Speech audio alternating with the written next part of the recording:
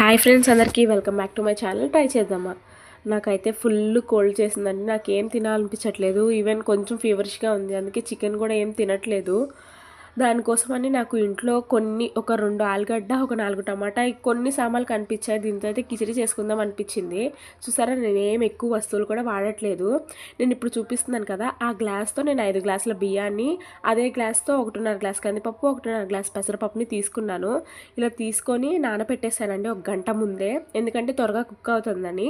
ఒక బాండీ పెట్టేసుకొని దాంట్లో ఆయిల్ వేసేసుకొని, ఆయిల్ బాగా మరిగాక నేను చూపిస్తున్నాను కదా, కొత్తిమీర, కరివేపాకు, పుదీనా, అలానే బిర్యానీ సామాన్లు, 2 ఆలుగడ్డ, ఒక క్యారెట్, ఒక 8 పచ్చిమిర్చి, ఒక 4 టమాటా వేసి కట్ చేసి పక్కన పెట్టుకోండి.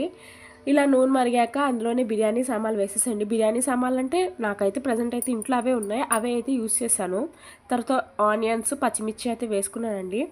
ఆనియన్ బాగా ఫ్రై చేయొద్దు, లైట్ పింకిష్ షేడ్లో వచ్చిన తర్వాత పచ్చిమిర్చి వేసేసుకోండి. ఈ పచ్చిమిర్చి కూడా కొంచెం వేగాక అల్లం పేస్ట్ వేసుకోండి. అల్లం పేస్ట్ని కూడా బాగా మార్చొద్దు, కొంచెం అంటే లైట్ బ్రౌనిష్ అంటే పచ్చి వాసన పోయేదాకా అయితే ఫ్రై చేసుకోండి.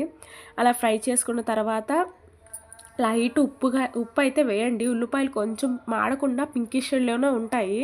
ఆ క్లిప్ అయితే నేను యాడ్ చేయలేదు, కనిపించలేదు, మరి ఏమైందో. ఇలా కొంచెం అయ్యాక నేను కొత్తిమీర, పుదీనా, కరివేపాకు 3 కలిపి వేసేసాను. ఎందుకంటే అట్లా బాగా కుక్ అయితే ఏంటంటే వాటి ఫ్లేవర్స్ ఇంకా బాగా తెలుస్తాయి. ఇలా బాగా కలిపేసుకొని మూత పెట్టేసుకొని కొంచెం మగ్గించుకున్నాను.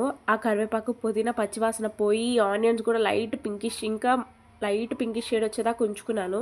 ఇలా ఉంచుకున్న తర్వాత టమాటా కట్ చేసి పెట్టుకున్నాను కదా, ఆ టమాటాలు అయితే వేసేసుకున్నాను. ఇదిగోండి, చూసారా, లైట్గానే మరీ ఫ్రై అవ్వలేదు, అలానే మరీ పచ్చిగా అయితే లేదు. ఆనియన్ చూసుంటారే టెక్స్చరు.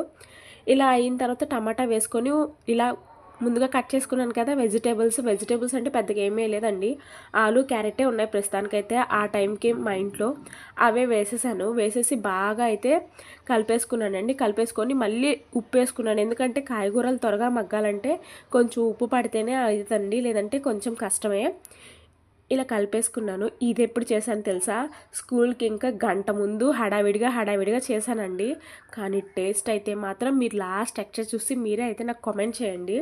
చూసారా, టమాటా లైట్గా మగ్గాక నేనేంటంటే కందిపప్పు నానబెట్టుకున్నాను కదండి, కందిపప్పు, పెసరపప్పు, దాన్ని అయితే వేసేసాను.